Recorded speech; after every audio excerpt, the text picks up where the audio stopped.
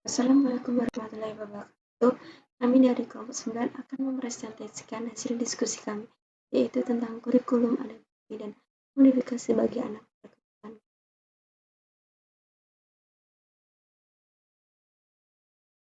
Nama anggota kelompok 1. Rizky Musari NIM A510190091. Kedua, Anandita Rizky Pangestu NIM A510190092. Ketiga, Tan Sagri Asmania NIM A510190093. Keempat, Cynthia Ade Febriana NIM A510190094. Desain kurikulum modifikasi. Kurikulum dalam pembelajaran inklusif adalah kurikulum kombinasi antara kurikulum nasional dan kurikulum adaptasi atau akomodatif. Kurikulum akomodatif adalah kurikulum standar nasional yang disesuaikan dengan bakat, minat, dan potensi peserta didik berkebutuhan khusus.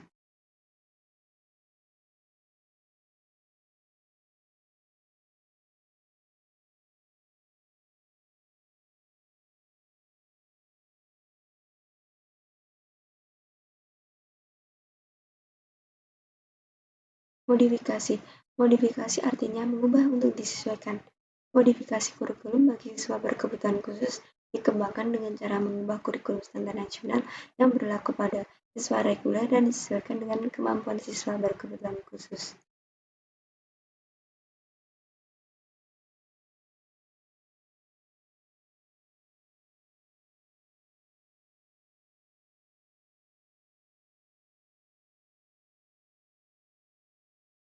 Prinsip kurikulum menurut HVJ 1. Guru diminta untuk menetapkan tantangan yang sesuai bagi semua siswa. 2. Bagi para guru untuk menanggapi kebutuhan beragam murid dengan menciptakan lingkungan belajar yang produktif.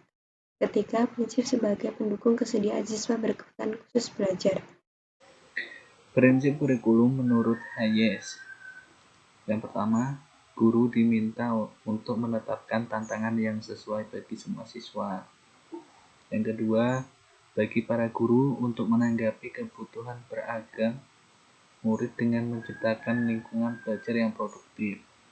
Yang ketiga, prinsip sebagai pendukung kesediaan siswa berkebutuhan khusus belajar. Selanjutnya, pendidikan inklusif yaitu pendidikan yang menggunakan kurikulum dan pembelajaran dalam pendidikan inklusif harus berorientasi pada aksesibilitas semua kebutuhan siswa yang memiliki latar belakang berbeda. Unsur-unsur yang terdapat dalam pendidikan inklusif yaitu 1. Sikap positif atau inklusif terhadap anak-anak yang memiliki kelainan. 2. Rasa efikasi yang tinggi terhadap pembelajaran. 3. Kemauan dan kemampuan melakukan adaptasi terhadap pengajaran berdasarkan kebutuhan dan kelainan individu. Selanjutnya, kurikulum modifikasi di sekolah inklusi. Kurikulum modifikasi di sekolah inklusi didasarkan pada kebutuhan siswa serta teori yang berlaku. Kurikulum pendidikan inklusif harus relevan dengan kebutuhan siswa dalam proses pembelajarannya di kelas. Saya akan menjelaskan tentang aspek persiapan dalam perencanaan pembelajaran. Persiapan yang pertama yaitu 1. Persiapan terhadap situasi. Yang kedua, persiapan terhadap siswa yang dihadapi. Yang ketiga, persiapan dalam tujuan umum pembelajaran. Yang keempat, persiapan terhadap bahan pelajaran yang digunakan. Dan yang kelima, persiapan tentang metode belajar yang digunakan. Yang keenam, persiapan dalam menggunakan alat raga atau media belajar. Dan yang terakhir yaitu persiapan dalam teknik evaluasi yang akan digunakan. Selanjutnya adalah dimensi integrasi. Yang pertama, pengertian dari integrasi fisik yaitu menempatkan siswa di kelas yang sama dengan temannya tidak memiliki kecacatan, harus menjadi prioritas yang kuat dan mengeluarkan mereka dari pengaturan itu harus dilakukan hanya ketika benar-benar diperlukan. Selanjutnya, integrasi sosial. integrasi sosial memiliki pengertian yaitu hubungan harus dipupuk antara siswa penyandang cacat, teman sekelas, dan teman sebaya. Kemudian integrasi instruksional yaitu sebagian besar siswa harus diajar dalam kurikulum yang sama untuk siswa reguler dan dibantu untuk berhasil. Saya akan menjelaskan tentang jenis-jenis kurikulum. Yang pertama yaitu kurikulum standar nasional.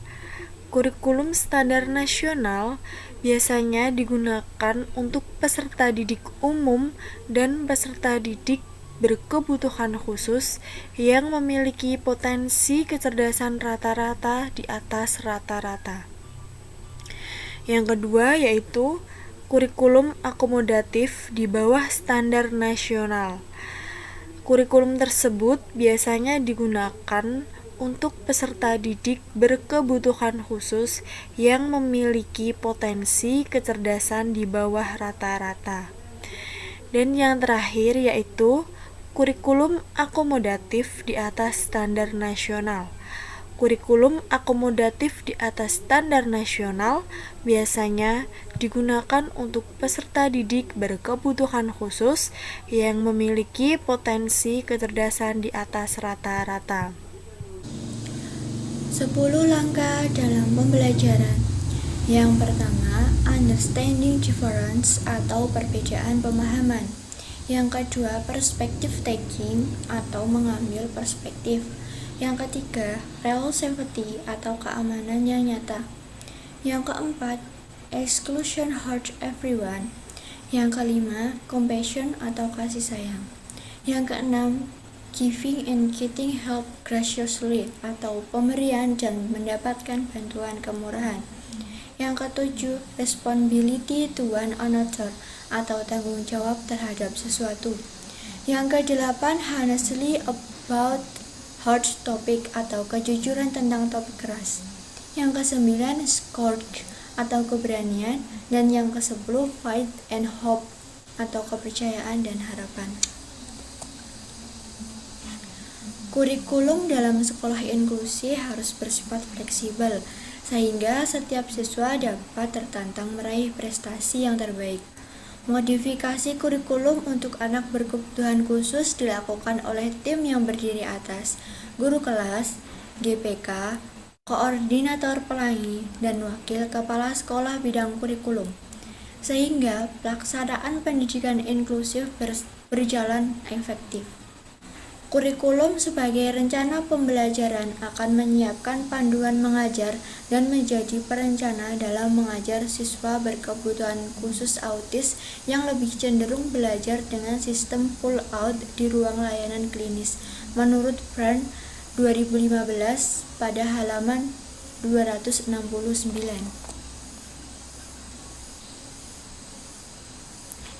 Kurikulum yang dikembangkan dengan baik memiliki aspek-aspek yang mengarah pada pembelajaran yang bermakna, berorientasi pada IEP, dan disesuaikan dengan perkembangan fisik, sosial, psikologis, dan perilaku peserta didik berkebutuhan khusus dan siswa reguler.